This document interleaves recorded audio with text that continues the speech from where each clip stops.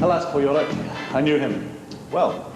And here I am in the Fusan Public Mortuary with Dr. Frank Howe of the Forensic Pathology Service. Frank, thanks for having me along. Nice meeting you. So tell everybody at home, just what do you and your colleagues in the pathology service here in Hong Kong do to support the police force? Yes.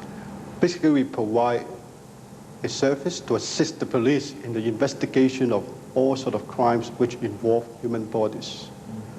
So that include cases of deaths, which can be a case of homicide, suicide, accidents, or even just sudden death related to natural causes.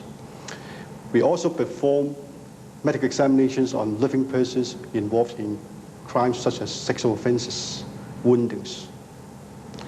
And we also provide a round-the-clock service whenever the police require urgent attention or attendance at the scene of crimes.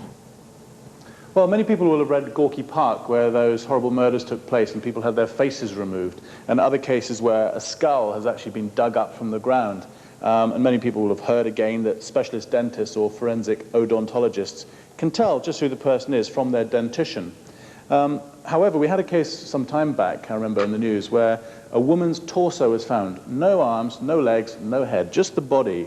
And yet we, the police and yourselves in the Forensic Pathology Service, managed to identify who it was. Just how do we do that? Yes, you're correct saying that this is a teamwork. What I did was, at the examination of the torso, I tried to establish answers to some basic questions. The possible age, the possible ethnic group, and the estimation of the height of the deceased. I also took some X-ray films in order to keep a record of the characters of the bones. I provide the police with all these basic informations, and there is the police effort in searching the missing person file. They come up with a short list. And again, with some luck, they come up with a possible victim. And according to the information in the file, this possible victim had X-ray taken 2 years before the time. And then by finding all these X-ray films, and then by comparison with the X-ray films taken at the post-mortem examination, together with the help by an anthropologist, we confirmed the identity. Frank, we're now in the histopathology laboratory. Yes. When you're downstairs in the autopsy room doing a macro examination externally and internally of a body, and you can't find any obvious cause of death, is there anything that can be done here which can help us? Oh, certainly yes. I had a case of 16-year-old boy collapsed and died suddenly while playing basketball. During the autopsy, macro examination did not reveal any positive findings. Analysis for drugs and poisons did not come up with any positive results. And the only clue to the cause of death in that case was the microscopic finding of myocarditis in his heart, which means inflammation of heart muscle, and is a well-known cause of sudden and unexpected death. I mean, your job's quite famous, you know, with Agatha Christie and all the detective novels where people have tried to conceal murders over the years. You can think of a lot. Have you been to any scenes where a murder's tried, you know, somebody's attempted to conceal it, but they've not been successful because of you? Well, yes. One of the cases that I can remember was an old lady whose body was found charred lying in bed at home, which was a fire scene.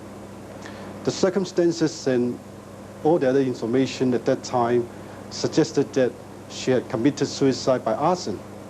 However, when I did the post-mortem examination, I found out that she was actually burned after death.